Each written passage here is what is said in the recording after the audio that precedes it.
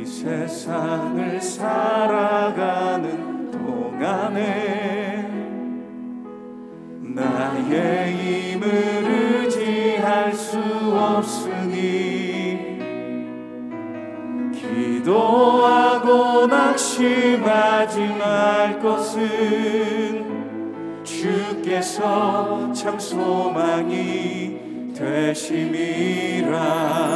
다시 한번 이 세상을 살아가는 동안에 나의 힘을 의지할 수 없으니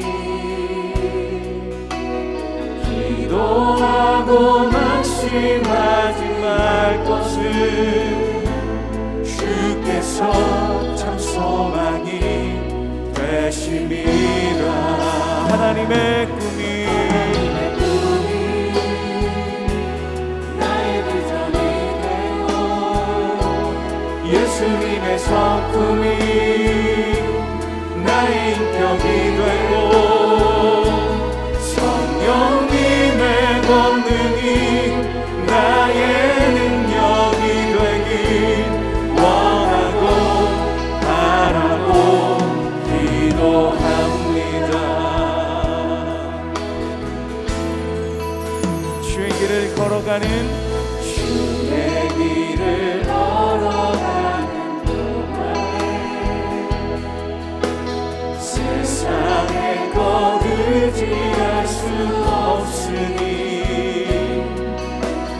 감사하고 낙심하지 말 것은 주께서 참 기쁨이 되심이라. 하나님의 꿈이 나의 비전이 되고 예수님의 성품이 나의 인격이 되고 성령님의 권능이 나의 능력이 되길 원하고 바라고 기도합니다. 하나님의 꿈이 나의 비전이 되고 예수님의 성품이 나의 인격이 되고 성령님의 권능이 나의 능력이 되길 원하고 바라고 기도합니다. 한 선지자가 이스라엘의 아합 왕에게 나아가서 이르되 여호와의 말씀이 네가 이 큰 무리를 보느냐? 내가 오늘 그들을 내 손에 넘기리니 너는 내가 여호와인 줄을 알리라 하셨나이다. 누구를 통하여 그렇게 하시리이까? 여호와의 말씀이 각 지방 고관의 청년들로 하리라 하셨나이다. 누가 싸움을 시작하리이까? 왕이니이다. 아합이 이에 각 지방 고관의 청년들을 계수하니 232명이요 그 외의 모든 백성 곧 이스라엘의 모든 자손을 계수하니 7,000명이더라. 그들이 정오에 나가니 벤하닷은 장막에서 돕는 왕 32명과 더불어 마시고 취한 중이라. 각 지방의 고관의 청년들이 먼저 나갔더라. 벤하닷이 정탐꾼을 보냈더니 그들이 보고하여 이르되 사마리아에서 사람들이 나오도이다. 화친하러 나올지라도 사로잡고 싸우러 나올지라도 사로잡으라. 각 지방 고관의 청년들과 그들을 따르는 군대가 성읍에서 나가서 각각 적군을 쳐 죽임에 아람 사람이 도망하는지라. 이스라엘이 쫓으니 아람 왕 벤하닷이 말을 타고 마병과 더불어 도망하여 피하니라. 이스라엘 왕이 나가서 말과 병거를 치고 또 아람 사람을 쳐서 크게 이겼더라. 샬롬, 오늘도 말씀으로 하루를 시작하는 여러분들을 주님의 이름으로 축복합니다. 내가 여호와인 줄 알리라 라는 제목으로 말씀을 증거하도록 하겠습니다. 여호와라는 단어를 들을 때 여러분들은 어떤 이미지가 떠오르시나요? 신앙생활을 하며 우리가 가장 많이 듣는 단어 중 하나가 바로 여호와일 것입니다. 실제로 여호와라는 하나님의 이름은 성경 전체에서 7,000회 이상으로 가장 많이 등장한다고 합니다. 그러나 여호와라는 그 이름의 의미와 은혜를 모를 때가 정작 많이 있죠. 이 단어가 성경 가운데 처음 등장하는 곳은 창세기 2장입니다. 창세기 2장의 내용은 여호와 하나님께서 당신의 형상인 인간을 직접 만드시고 생기를 불어넣으시며 그들이 머물 곳인 에덴 동산을 창조하시는 것을 볼 수 있습니다.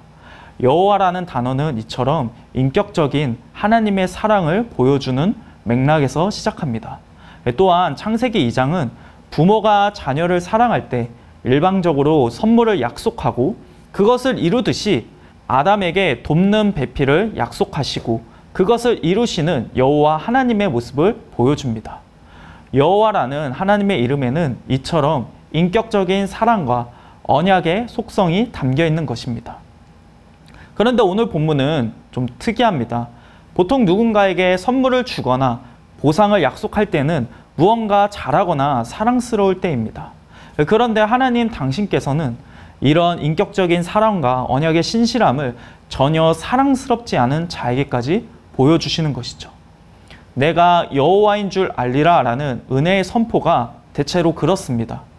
이 선포는 성경 속에서 총 72회에 등장하는데 모두 하나님의 백성이 전혀 사랑스럽지 않은 상태에서 주어집니다. 믿음이 없고 원망하던 출애굽기의 백성들에게 그러하였고 예레미야서와 에스겔, 요엘서에 패약하여 망하게 된 백성들을 향하여서도 그렇습니다. 그리고 오늘 본문에서도 그렇습니다. 우리 함께 13절을 읽어보도록 하겠습니다. 한 선지자가 이스라엘의 아합 왕에게 나아가서 이르되 여호와의 말씀이 내가 이 큰 무리를 보느냐 내가 오늘 그들을 내 손에 넘기리니 너는 내가 여호와인 줄 알리라 하셨나이다. 여기서 우리는 이미 여호와 하나님께서 약속을 이루신 것을 하나 발견할 수 있습니다. 그것은 이름 없는 한 선지자가 등장한 것입니다. 이전에 엘리야가 하나님께 나만 남았다고 원망하는 것을 기억하시는지요? 그때 하나님은 내가 이스라엘 가운데 7,000명을 남길 것이라고 말씀하셨습니다. 무명이지만 하나님에 대하여 열심이며 충성된 한 사람. 오늘 여호와 하나님께서는 약속대로 그 한 사람을 통하여서 하나님 당신의 구원을 보이시는 것입니다. 이런 사람이 과연 있었는지 엘리야도 모르고 아합도 몰랐을 것입니다. 우리도 그렇지 않습니까? 우리는 흔히 눈앞에 있는 상황이 전부인 것처럼 봅니다. 엘리야는 눈앞에 펼쳐진 절망적인 상황 때문에 하나님을 원망하고 잊었습니다.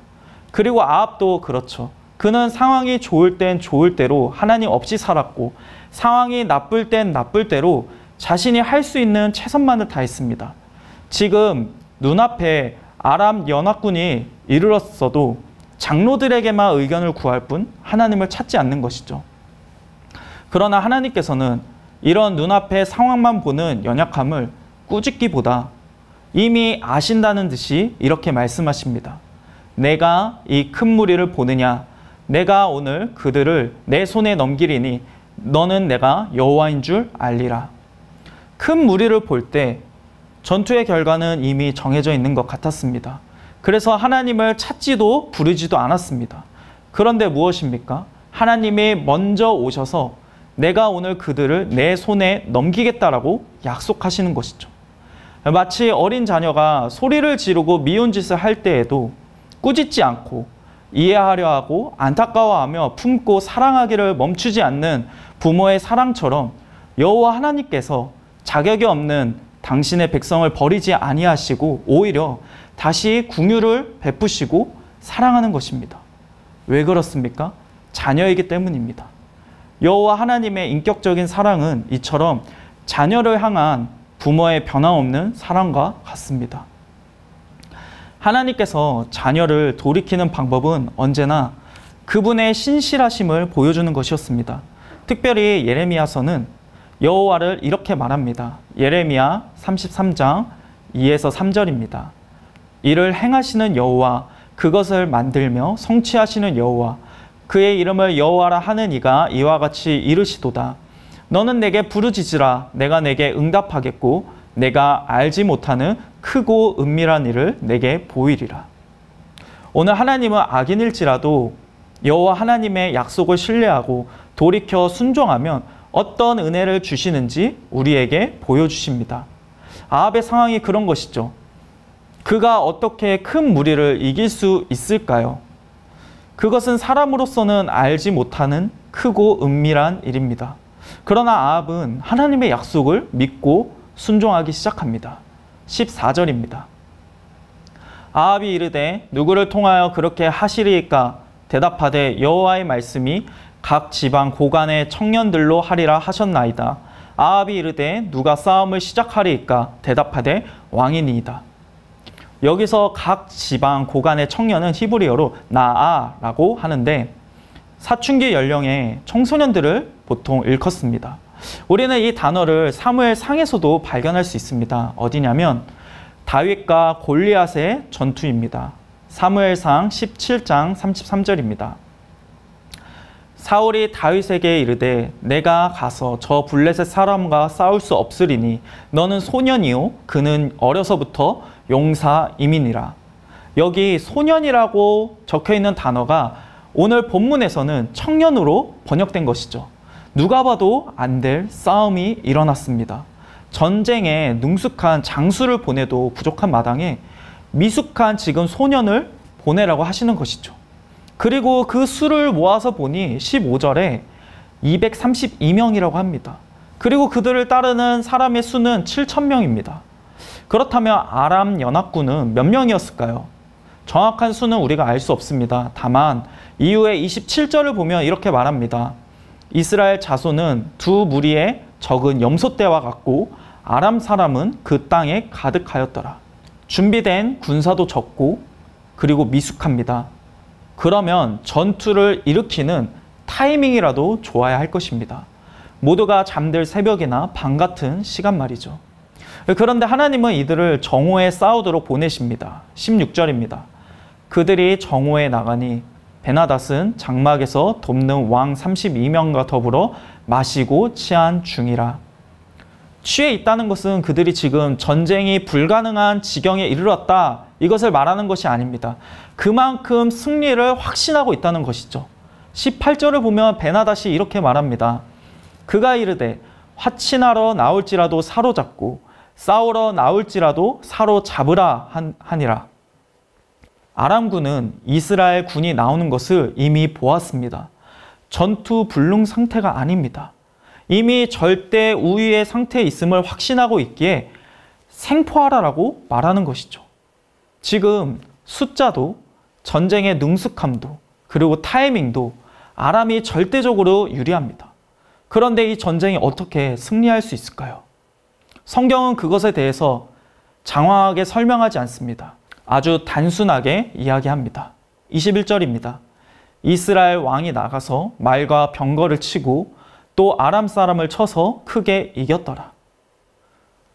근거는 단 하나입니다. 여호와 하나님께서 약속하셨고 신실하신 여호와 하나님께서 이를 이루셨기 때문입니다. 하나님이 이를 이루신 이유도 단 하나입니다. 하나님의 여호와 되심을 알게 하기 위함입니다. 두려울 때에 아무 반응하지 않는 우상과 달리 우리에게 인격적으로 다가오시는 여호와, 보답할 것이 하나도 없음에도 불구하고 자격이 없음에도 불구하고 은혜의 약속을 주시고 이를 이루시기를 기뻐하시는 여호와, 그분의 인격적인 사랑과 언약의 신실하심, 하나님은 계속해서 그것을 우리에게 보여주시기 원하신다는 것입니다. 말씀을 마무리하도록 하겠습니다. 사랑하는 여러분, 눈앞에 큰 무리를 보고 있습니까? 그래서 타협하고 싶고 두려워하는 상황이 펼쳐집니까? 오늘 말씀으로 우리에게 다가오신 여호와 하나님을 기억합시다. 크고 은밀한 일을 이루시는 여호와 하나님께 부르짖읍시다. 그리고 그런 우리를 멸시치 않고 지금도 함께 하시며 언약을 성취하시고 구원의 손을 펼치시는 그 여호와 하나님을 경험하는 여러분 되시기를 축복합니다. 우리 말씀을 기억하며 함께 기도하도록 하겠습니다. 무명일지라도 나의 존재와 삶이 하나님의 신실하심을 드러내는 통로가 되게 하여 주시옵소서. 큰 무리와 같은 두려운 상황을 볼지라도 지금 나와 함께 하시며 여호와 하나님 되심을 알기 원하는 주님을 보게 하소서. 여호와 하나님의 인격적인 사랑과 언약의 신실하심을 매일 경험하며 성숙한 믿음의 성도가 되게 하소서. 행복축제를 위해서 또한 기도하도록 하겠습니다. 진행되는 해피 미션을 통해 VIP의 마음이 활짝 열리도록 인도하여 주소서. 작정하고 기도한 모든 VIP들이 이번 행복축제를 통해 우리의 영원한 생명이요 소망이 되시는 예수님을 만나게 하시고 더 사랑의 교회 한 가족이 되는 기쁨을 누리게 하소서. 행복축제의 게스트 경성구락부와 헤리티지 매스콰이어의 공연과 찬양을 통해 VIP의 마음을 옥토바스로 만들어 주시고 행복축제 강사로 세우신 이은호 목사님과 박정근 목사님, 박성규 목사님에게 성령의 능력을 덧입혀 주셔서 우리 VIP들에게 온전한 복음을 선포하게 하소서.